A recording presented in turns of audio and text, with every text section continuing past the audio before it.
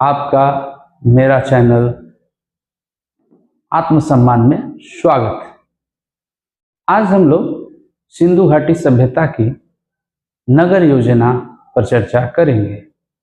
सिंधु घाटी सभ्यता की नगर योजना की यदि बात करें तो यह दो भागों में बटा हुआ था। एक पश्चिमी टीले, दूसरा पूर्वी टीले। पश्चिमी टीले की बात करें तो यह ऊंचे स्थान पर हुआ करता था और पूर्वी टीले की बात करें तो यह निचले स्थान पर होता था। अब हम बारीकी से पूर्वी टीले और पश्चिमी टीले की बात करेंगे। तो पश्चिमी टीले की पहले बात करते हैं। पश्चिमी टीलों पर कौन रहते थे? पश्चिमी टीलों पर अक्सर पुरोहित, राजा या ऊंचे वर्ग के लोग रहते थे। ये लोग बाढ़ से बचने के लिए और नदी के प्रकोप से बचने के लिए तथा बाहरी आक्रमणों से बचने के लिए ऊंचे स्थानों पर अपना शहर बसाए हुए थे और इनका जो शहर था वह शहर हर तरफ से सुरक्षित था। सुरक्षा के दृष्टिकोण से ये अपने शहरों के इर्द गिर्द किला बनाकर रखे थे, अर्थात सिटाडेल या दुर्ग इनके शहरों के चारों तरफ हुआ करता था, जिससे ये बाहरी आक्रमणों से बच पाए।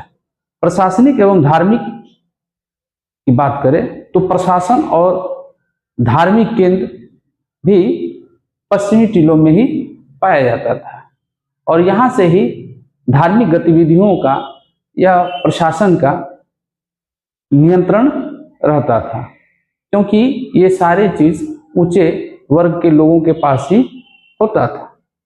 और इसके बाद भी भंडारण या कार्यशालाएं की बात करें तो यहाँ पर बड़े बड़े भवन, बड़ी बड़ी सभाएं और यहाँ पर अनाज रखने के जो सबसे बड़े भवन पाए गए हैं वह भी सिंधु घाटी सभ्यता में ही पाए गए हैं, खास करके मोहनजोदड़ो में। और ये लगभग 27 प्रकोष्ठ में बटा हुआ था अलग अलग अनाज को रखने के लिए।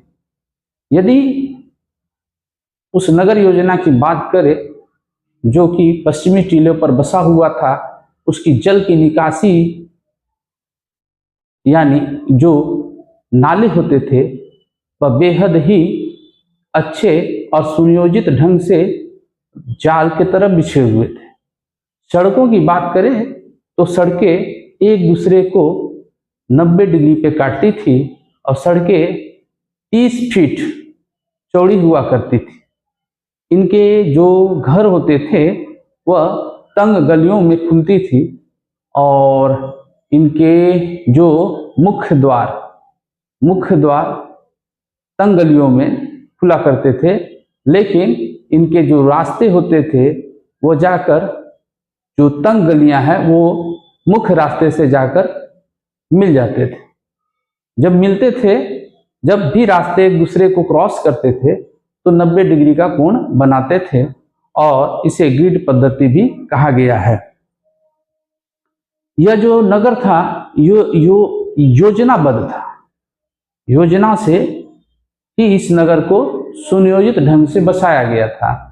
यानी इन नगरों की भवनों की बात करें या सड़कों की बात करें या जल निकासी की बात करें या सभाएं या बड़े बड़े महलों की बात करें तो सभी के सभी सुनियोजित ढंग से बसे हुए थे। यहाँ तक कि वहाँ पर स्नानागार भी जो पाया गया है वह भी बहुत ही बड़े हैं, ऐसा प्रतीत होता है। मालूम कि जब भी पर्व त्यौहार होता हो उस समय ये सभी के सभी लोग वहाँ पर एकत्रित होते होंगे और एक साथ उसमें शुद्धिकरण के लिए स्नान करते होंगे।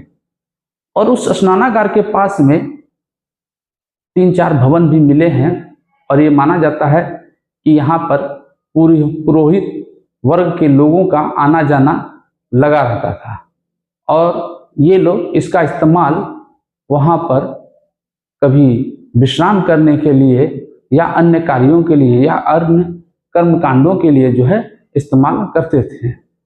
इसके बावजूद भी और भी कई चीजें, कई विशेषताएं वहां पर देखने को मिलती है।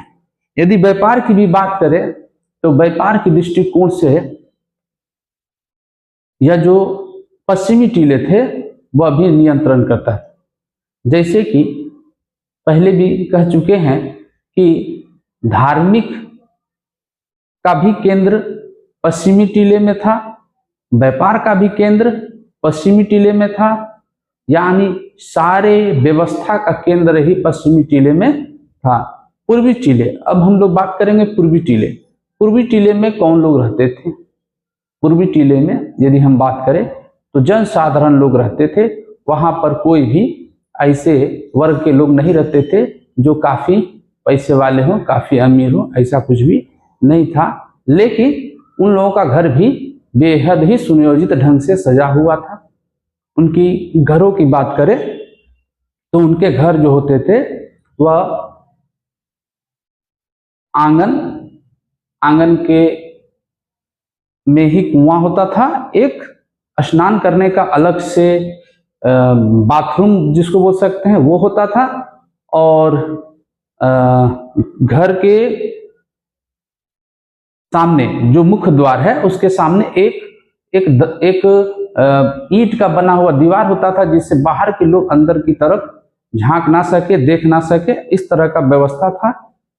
साथ ही बहुत बड़ा आंगन होता था, आंगन में रसोई का घर भी होता था, और ये लोग जो इन लोगों का जो बाथरूम होता था और इन लोगों का जो डस्टबिन होता था बहुत ही साफ सुथरा होता था।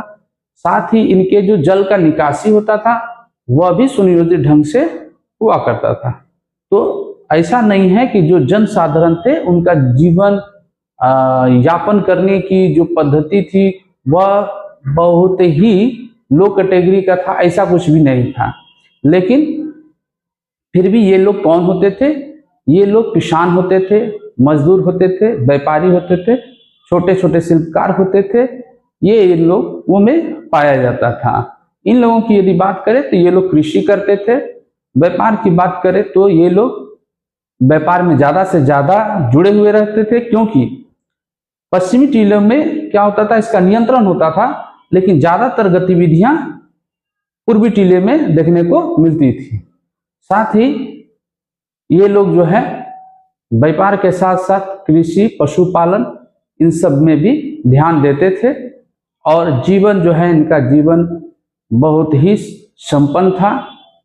उस समय की जितनी भी सभ्यताएं रही हैं उन सभ्यताओं में ये सबसे विकसित सभ्यता मानी जाती है, और इनका जो जनसंख्या हुआ करता था वो अधिक होता था। पश्चिमी टीले में जनसंख्या बहुत ही कम, उसके तुलना में पूर्वी टीले में जनसंख्या बेहद ही अधिक देखने को मिला है। इन लोगों का सामाजिक, आर्थिक, धार्मिक और राजनीतिक का केंद्र बिंदु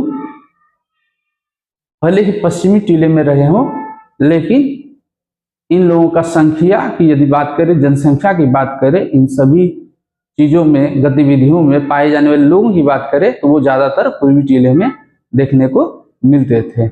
इस प्रकार हम लोग पश्चिमी टीले और पूर्वी टीले को और उनकी विशेषताओं को हम लोगों ने जाना। नगर योजना में इतना ही काफी है। कहीं कहीं किसी स्थल पर तीन भागों में जो है नगर योजना को बांटा गया है।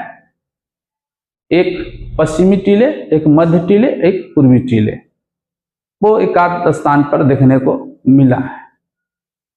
और ये जो है नगर योजना इस प्रकार से आपका सिंधु घाटी सभ्यता की नगर योजना को हम